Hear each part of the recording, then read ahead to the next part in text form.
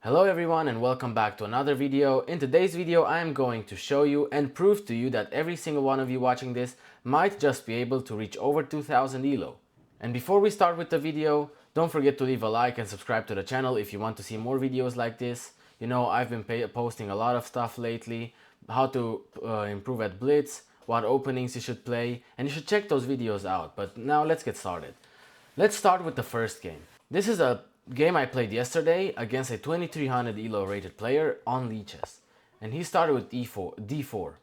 And then I developed a knight to f6, also known as the Indian defense. So now my opponent plays the Queen's Gambit. Well, it's not really the Queen's Gambit because the Queen's Gambit would happen after the move d5, but it's still kind of a Queen's Gambit setup. Now I decided to go for the Benoni. Well, personally, I don't recommend you play the Benoni if you don't like these types of positions because the main line is this. You're really struggling to gain control of the center, even though you have a little bit control. Your opponent is going to be able to play e4, and this opening is all about creating counterplay on this side or trying to maneuver the pieces in such a way in order to attack your enemy king. So I played the Benoni, he didn't play the main line, he just played e3, which isn't considered that good by the engine. So now I took, and then I played this move e6. The move e6 is pretty obvious, trying to get the bishop to b4 if he ever develops the knight, because now you can pin him. Or if he develops this knight, you are going to play the move d5. My opponent developed this knight, and you would expect me to either develop the bishop here or to play d5. As I said, you can see the engine is somewhat saying d5, and this was actually my idea. But I was thinking of placing the bishop here or grabbing this pawn to play it here, right? And I misclicked. I somewhat mouse slipped and my bishop landed here, but you're going to see how you can convert these types of position and play solidly. The secret behind playing chess is you have to be the last one to make a blunder, because if you're the last one to make a mistake, you're going to lose the game. So now, after he developed the knight, I was not planning on moving my bishop twice, so I just castled. And here, after he developed his bishop, I thought, well, my bishop is never going to go out this way because I have to move 2 pawns now, and I'll just fianchetto, and it has a pretty good viewpoint on the enemy knight and the enemy king if it castles there, because everything is free here in the center. So I fianchettoed my bishop, he did the same, and I developed my knight. Now, developing the knight here was not really bad. You can place it here, you can look to place it here, and you're going to see where it's going to go in the future. So for now, it's just developing moves. I just play solidly. You have to know a little bit of theory, but it's not way too hard. I jumped in with the knight. It's a sort of trade. My knight was not really doing much, and maybe I can maneuver the bishop this way. The engine did not consider this particularly good, but in my opinion, it was a pretty okay move. So we traded, which was not really that good from him apparently. But now he played the move b6, probably trying to stabilize on this side, as this pawn could be targeted easily later on, though b6 was not the most accurate move. I jumped in with the knight with the idea to go here and then prevent his rook from ever going to the e1 square, which was a pretty okay idea according to Stockfish, but he instead took, I took, and he attacked me afterwards. Now here you have two options. You either drop all the way back. You could drop here. Here your bishop is simply going to be trapped and you're not doing anything.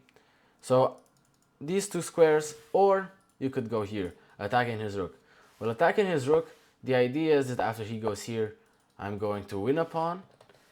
But there is a move that he has, is to play like this. And he did do that, and I just developed my rook. Now here, my opponent just put a knight on the edge of the board. I didn't really understand what this move did, so I just traded in the center and then played queen to f6. Queen to f6 is supposed to make me win this pawn, and as you can see, my opponent kind of did a mistake, because let's see, after we go here, he can still defend this pawn with the knight, but he took with the knight, which is an inaccuracy, and now he cannot defend that pawn. He pushed it, and I decided that I will put my rook in the center, because after something like this, his queen is attacked and he has to move the queen, and I sort of get the open file, and it's pretty hard for him to win this open file back later on, because I could even double my rooks. So I played here, he moved the queen. It's not doing anything yet. My opponent, as I said, these are not complicated moves. It's 2300 elo. You might think that these people are experts, but these people are not actually as good as you think. They do play accurate and they don't blunder a lot. That is the issue that people have. They don't just play solid moves, they try to go for tricks or they miss some tactics. You have to kind of open your eyes, and obviously a lot of it is just exercise and studying, but I think you can do it. So he attacked my bishop.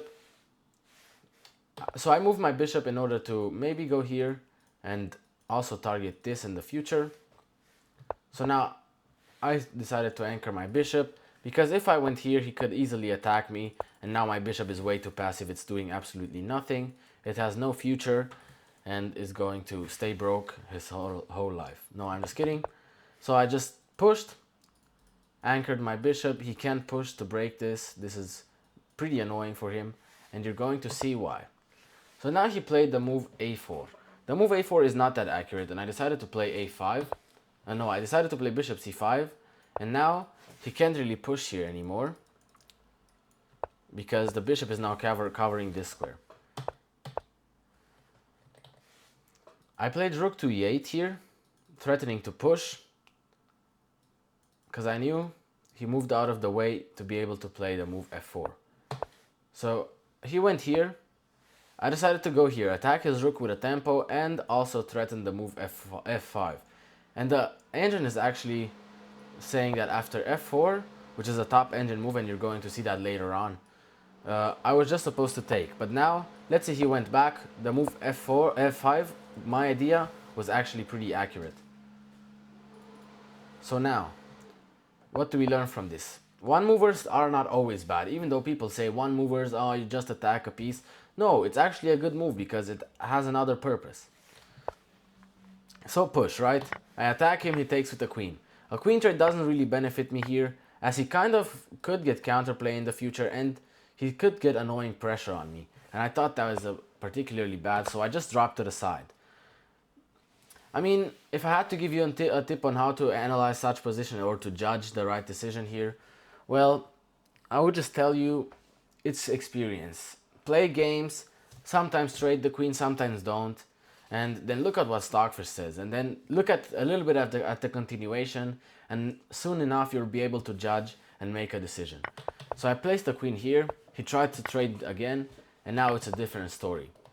So the thing is, trading now is going to either make me go here, which is really passive, it doesn't really target anything. And it also, after trading like this, I can play the move a5. This is what I realized, and this is what I told you earlier. Now I'm controlling this square. My bishop is completely controlling all the dark squares, and it can move everywhere freely. And is also holding the position together. Let's say something like this. The position is completely held together by the bishop, and it's actually pretty fine. So I played a4, he actually played so I played a5, he played h4. And now I brought my bishop back, kind of setting pressure on this pawn. I'm going to try to keep it shorter because I want to show you a few other games that are very educational. And I played this move f6. I could have lifted my rook, but I just pushed the f-pawn. Here, I brought my rook over here, planning to double the rooks, and even threatened to take here. Because let's say, for example, his rook moves here. No. Let's say, for example, his knight moves here. I could be able to take this because of the pin. So now, he decided to trade. I went here. He doubled. Apparently, I was supposed to go f5, but I just traded and thought this position was completely winning. The bishop is completely sniping these pawns. I got a 3-on-2 here, and maybe if I can trade off the knights, the way the pawns are placed here, he is never going to be able to push anything. So this is 100% winning. I brought my king, and he went here. Here, both h4 and both h5 and f5 are completely winning, because as I told you before, I could even run the king over here, or just trade off these pawns, have a passer, and maybe completely promote the pawn. So I played h4 here. He moved to the side. I gave a check. He was supposed to go here.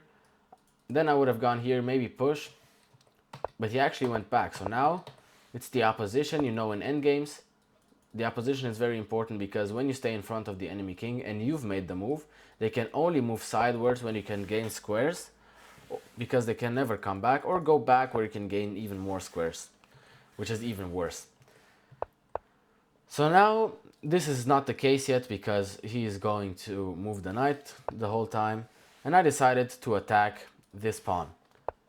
It's really hard to defend, so I just took, and after this I could just play bishop d8, but I decided to push because this position is completely winning. After a check, I was supposed to go here trying to control a few more squares, and after something like this he can't really go out and his knight is trapped. Well, soon enough. But he can't really move, and I'm just going to push these pawns. So I just played here, and after he gave a check, I decided to push. He went here. Obviously, I moved my bishop. This is a possible move too, but I decided to just move back. Now, I could give a check, but after he came down, I thought like, okay, I could pin him, but I didn't see this because this was a time scramble. I had only 16 seconds on the clock here, and I decided to attack him now. Gave a check and pushed. Takes is completely winning, but with 12 seconds on the clock, I didn't make the right decision here. I was supposed to run my king, and even though he pushes, I could easily promote these pawns like this. He promotes, and it actually looks like it's pretty bad for me, but it's a checkmate. And this is actually a pretty famous checkmate pattern, but I didn't rely on that because it could have easily been a miscalculation. So I played like this, and I decided to go back. I thought we were going to make a draw because with 5 seconds on the clock here, we had no increment, and I knew I was probably going to lose the game. I decided to promote here, and sadly, after this move, I flagged. It was a checkmate pretty soon. This would have been the checkmate pattern, and it's actually a pretty easy one, but I did simply not have enough time. I just flagged the moment I moved the queen here. I promoted to a queen, and I wanted to promote to another one just to have this crisscross. It wasn't possible. So sadly I lost this game, but it doesn't really matter because I was completely dominant the whole game, and as long as I know that I've been better the whole game and I've played better, I don't really care about time management because that is something you can easily improve on. Your game is simply more important. Take your time, guys, and even if you lose one game or two, probably yes, your time management may be bad. I probably thought a bit too long and hesitated to make some decisions before playing them, and maybe I could have won some time, but I decided to calculate a little longer because this was a rapid game, and let's say even classical I would have had more time to think about the moves, and this time management was not going to be bad. Now I'm going to jump right into the next game. So I played here with the black pieces against a 2200 rated player. I played the Caro-Kann, and he played this line. He's preventing me. This line is basically preventing you from ever developing your bishop, which is actually a little annoying because after he plays h3, he can then develop the knight, and I'm never able to develop my bishop, right? Putting it here, yes, but it isn't really a development. I don't really need to move anything here yet. I could do that later on. So I developed my bishop, castled, and then put my queen here. It's looking pretty good. So now I push in the center with the threat of going here. He takes, I take back, and after the trade, he attacks me once more. I have two decisions here. Try to trade for the bishop and have an active queen that can't really get kicked out that easily because this square is covered, and if he pushes, he weakens those pawns. I decided to go here. Going back is a bit more accurate. Keeping the bishop alive was fine, and he doesn't even have to trade. So here, he attacked my bishop once more, and I decided to trade and then play this move, bishop d7. Bishop d7 is going to attack the queen on a4. Obvious move. And now he's kind of setting pressure over here. It doesn't really do much yet, so I decided to play rook to e8. Now we traded, and after he took, I took up there and played the move bishop to c6. Bishop c6 is sort of threatening to take this, let's say, a random move.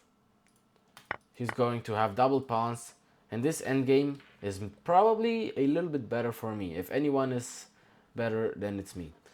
But perhaps it's a draw.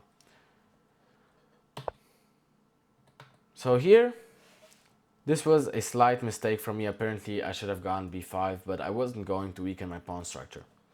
This next move is probably going to fascinate you, and this is simply coming, again, from experience. You should play, but you should then analyze your games, but also from tactics, because after something like this, I could just move the bishop back, which was probably fine, but I decided to go for something more fancy, because, whoa, you just lose the rook, don't you? You sacrifice the queen. You sacrifice the queen, that's a gangster move, isn't it? Well, you have these pieces, and it's actually a drawn endgame. And this is a drawn endgame by theory, and if you know this endgame, you have to coordinate your pieces correctly, but it's completely fine.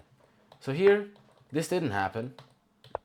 He decided not to take, and here I just defended this pawn. And now I just dropped back, because then he would be able to just take here. So I dropped back, and after he dropped back, I decided to trade. I simply attacked him. Well, at least I set pressure on his knight. It isn't really an attack, but I decided to move my knight. I played back here, and then I developed. I blocked with the knight, made a few squares for the king, and then, okay, apparently this is actually pretty bad, because this actually happened in the game. Apparently this is a blunder, right? But 2200 rated players don't really find this. I mean, at least my opponent didn't find this, and I didn't see it either. So after something like this is pressured, and it's actually pretty bad. I only took about 5 seconds to think about this move, which was obviously naive. But after something like this, I thought trade would be completely fine. And he was supposed to go here, and I don't really have any clean squares. If we ask the engine, let's go here, and his king is simply more dominant, and a king is really important in an endgame, and after we trade, he is way quicker to get these pawns, and I'm not in time to get over here to get these pawns and promote myself for it to be a draw. He didn't find it, so he just played like this, and here we agreed on a draw. This game was really just to show you what the level of 2200 is just a bunch of solid moves with a few attacks on each other while keeping it pretty simple, you know? When you don't overcomplicate chess but play solid moves that are not that inaccurate, because you could play a solid move, right? Let's say a solid move and you bring the queen to a5. Well, actually it's probably not even that bad, because it activates and attacks something. But in some cases, let's say something like this, you just trade, but now your pawns are doubled, and that's just a stupid move. Okay, let's roll into the last game that I'm going to show you today. Okay. This is the last game, and this is probably the game that is going to surprise you the most. So if you've watched, don't forget to leave a like, and look at this absolute last game. So I was playing with the white pieces here, and I played against the Caro-Kann. So this is literally my opening that I just played before. So I decided to play the Tal variation. If you don't know the Tal variation, usually in the Caro-Kann you like to go to play the move e6 to bring out the other bishop, but now the bishop simply gets locked in and has to sacrifice itself for a pawn, and you're simply winning the game. People are not really falling for that. Maybe in Bullet, in above like 1600 Elo, people already know about this even earlier. So it's still a good variation to play, by the way. Like, this variation is still really good. People, I'm going to show you real quick, right? A little educational. After they play h6, I like to play the move g4, and after they move back, then I trade the bishop, and I've gained a little bit of space over here. Maybe I play f4, and something like this. You have a really clean structure. You can develop your knight castle alongside after you develop your pieces, and actually have a really clean game. So let me show you how this game went. He played the move h5. Now I can't really play g4 anymore, as I said. So we traded here, and I played the move c3. c3 is just a solid move, keeping all these pawns together. And now the correct move is to develop the queen. Developing the queen prevents me from moving the bishop because it's tied to this pawn. But you're going to see how I was able to free my bishop from there. So I developed my knight, preparing to castle. I castled, and he has a pretty clean square for the knight here, right? He's attacking everything, and now I decided to develop my knight myself, because I can't really develop the bishop, and I have to make a decision. So here he attacks my pawn. Well, what would you do? Well, how can you defend the pawn? Pretty simple, right? Just play g3. It looks like white could attack you on the light squares, but it's not that easy to get in if you think about it. So now I decided to put my knight here. Putting the knight here is going to allow me to play bishop to g5 in the future if possible. So now he has the move c5, and this move c5 is actually pretty interesting because I thought this move c5 was actually pretty bad for me, but apparently the engine says it's fine. I thought this position was already pretty bad, but obviously don't resign in such positions because, you know, I move the queen away, he pushes like this, my bishop is always tied here, and the engine says it's completely fine, and if anyone has the advantage it's me. And maybe it's because of this pawn structure, but I thought, wait, maybe he's getting the initiative, he has some clean moves like a5, and I can really make good progress here. Maybe I can come around like this, but if he goes here, he's going to ruin my pawn structure, and I won't really have a good way to play. So after this, d takes c5, this is what I did, and let me, okay, so d takes c5 is actually the second best move probably. So if we ask Stockfish after this, we should drop back, and as I said before, Stockfish actually thinks this is good, this is better for me, but I just decided to take, which is the second or the third best move, it doesn't really matter, it's still a drawn position. But how did he manage to win this? Yes, I win this, spoiler alert. So I took, he took back. And this is where the level of 2000 elo comes in play, right? So I put my knight here.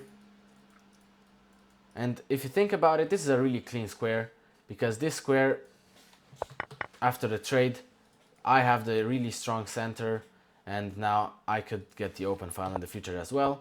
So I developed, he castled, and I decided to one move attack the pawn. One movers are not as bad as I told you, because this move has a purpose as well, and this is the reason I'm telling you. If you find a purpose of a one mover that has multiple purpose, then do it, as long as you don't lose the game because they have another attack or it's mate in one, right? But look, I'm attacking this, right? But what else am I looking for? The only way for him to defend this is like this. But now the dark squares are really weak, and maybe I can infiltrate in some sort of way. Let's say I move like this, he moves away, and then I play this move. No, wait. I put my bishop here, he attacks me, and now I go here. Now it's pretty annoying if you take a look at this position. If he doesn't come back right away, he is actually pretty losing. This is why I'm telling you. I thought I could easily infiltrate on the dark squares, and this one mover was not really that bad. So one movers are not always bad. This is the lesson of this video, but also that you can reach 2000 elo.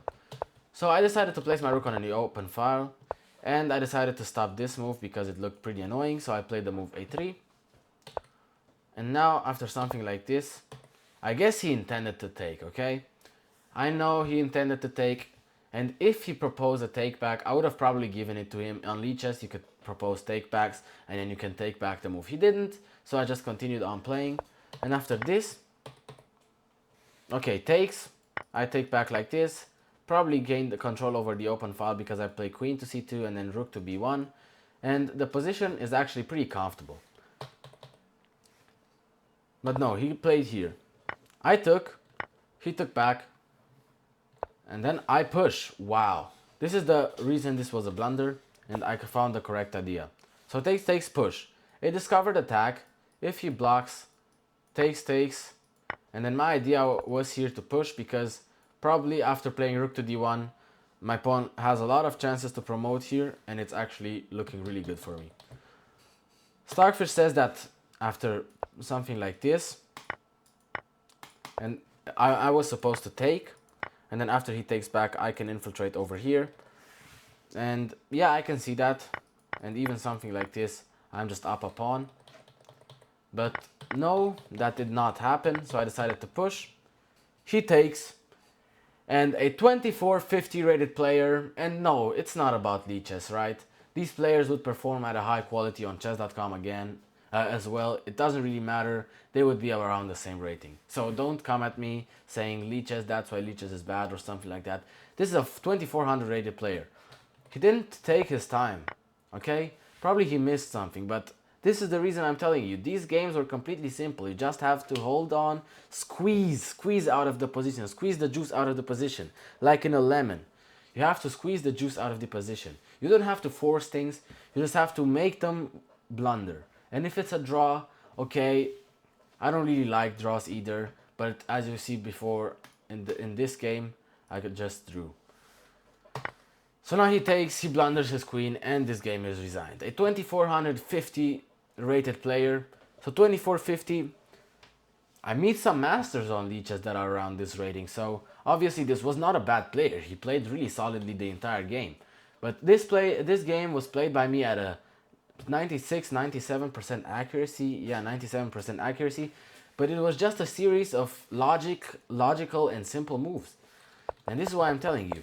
You could probably reach 2000 elo if you get good enough at pattern recognition, tactics, and squeezing the juice out of the position.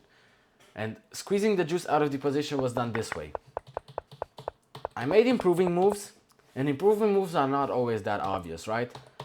But sometimes you can just play like this, and now you can see his queen has deviated from this attack. I could just develop here, but the reason I decided to play knight d4 is because I saw, okay, I'm undermining this knight. He's probably going to have to take because something like this is not really looking good. Maybe I could play f4 in the future. This pawn is going to be really strong, and I can even defend it like this, right? Because he can never push. This is the idea, the short idea. So I decided to take, and you can see now I'm gaining the strong center. Now I suddenly have the initiative. But here, I made a one mover, and this was a slight inaccuracy. Apparently, according to Stockfish, I don't even remember the analysis here. Yeah, king g2, no one is finding this. And I thought this could be a bit weakening because now I'm kind of stuck here. But apparently, according to Stockfish, after something like this, it is really strong. And I didn't see this, right? But my move was not completely bad either. It was just a move. And the move intended to probably infiltrate on the dark squares, which was pretty fine. So here, I played this, and he lost the game. And that's why I'm telling you, again, and I say it again, you have to squeeze the juice out of the position, you have to play solidly enough, but also, if you are a tactical player, just play out the way you want. Like, you could play the Italian game, which is a way more tactical opening, that has a lot of tactical positions, and you could play like this. I'm just showing you the main line of the fried liver, because after something like this, the position is way more tactical, right? This was just a locked position, and I did not intend to make it a locked position. But as I said, you can probably become a 200 rated player if you work hard enough, if you play enough games, and get enough experience to see the patterns. And you know, some moves, I wondered, wait, what should I do? Okay, Stockfish obviously always finds moves that are better by 0.5 or 0.2 points of evaluation, but it doesn't really matter, right? As long as you stay on the top 3-4 lines, you're going to have a fine position against 99% of players, 99.99% of players, right? Yeah, so this was today's lesson. It was probably a really long video for you, but if you stick to the end, you're going to learn a lot from this video. So squeeze the juice out of the position and play solidly.